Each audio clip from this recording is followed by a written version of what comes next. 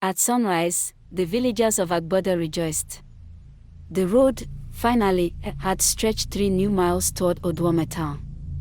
Men dropped their hoes and cutlasses, women cheered, and even the children danced in the red dust.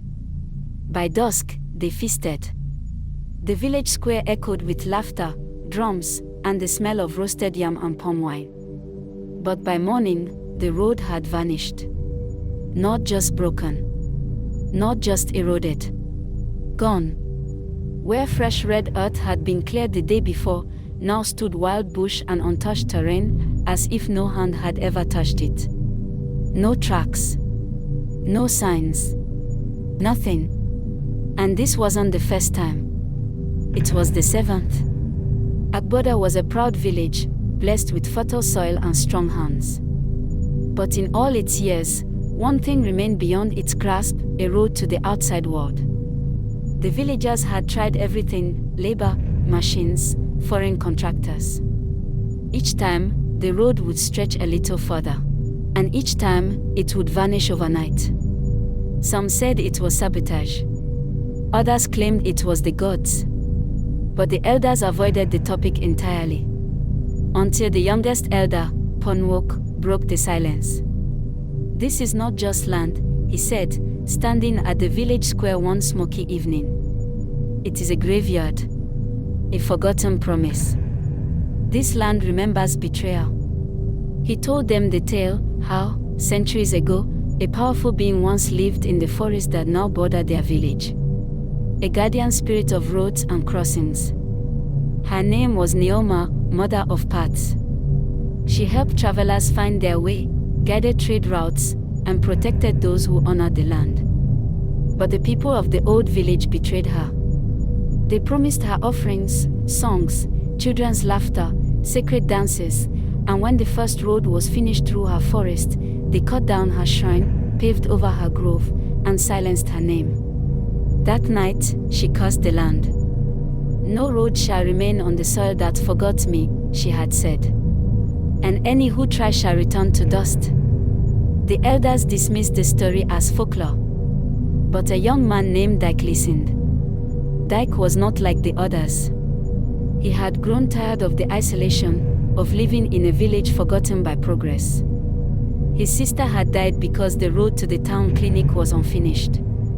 His father lost his trade routes. And now, their only hope, a road connecting them to the future, kept erasing itself. "I'll find her," he said to Ponwok one night. "If she still exists, I'll beg. I'll make it right." Ponwok shook his head slowly. "Those who go into that forest do not return. The curse takes them." But Dike had already made up his mind. The next morning, Dike set off into the bush where the road should have been. He followed the faint outline where machines had dug days before. Vines had covered everything. Trees that one there before had suddenly grown overnight, as though the forest itself was alive and healing its wounds.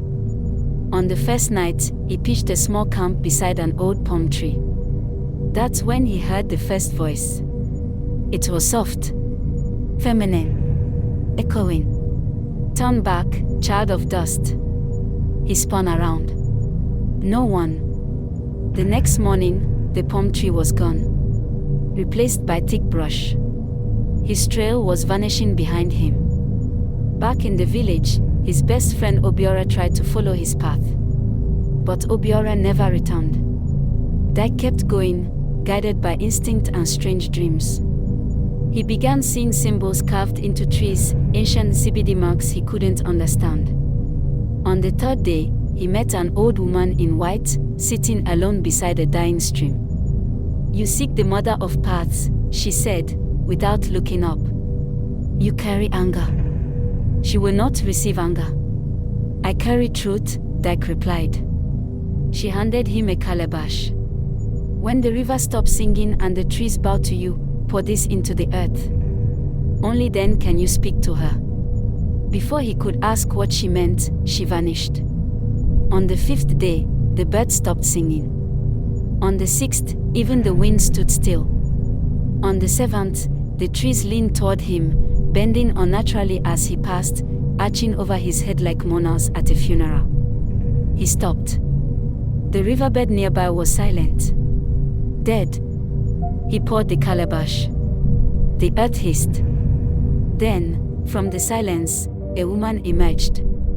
Not walked. Emerged. Like mist from the roots of the forest. Her skin was earth brown, her eyes endless and deep, her voice like drumbeats in a cave. "You remembered me," she said. Dike fell to his knees. "Please, forgive us. Let us finish the road." She tilted her head. "Why should I forgive a people who paved over my name? Who mocked my offerings? You want convenience, not connection." Dike wept. "We've lost children. Mothers.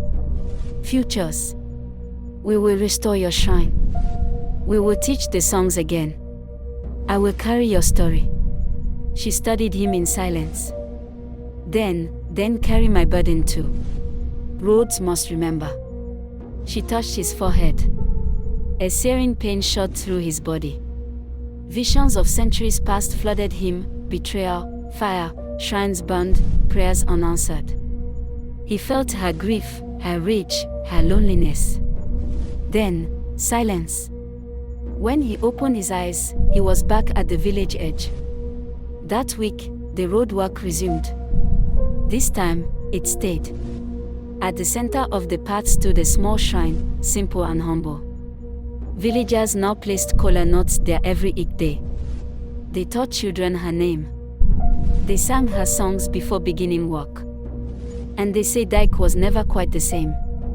His eyes held too much memory. He rarely spoke. But each morning, he swept the shrine and whispered, "We remember you."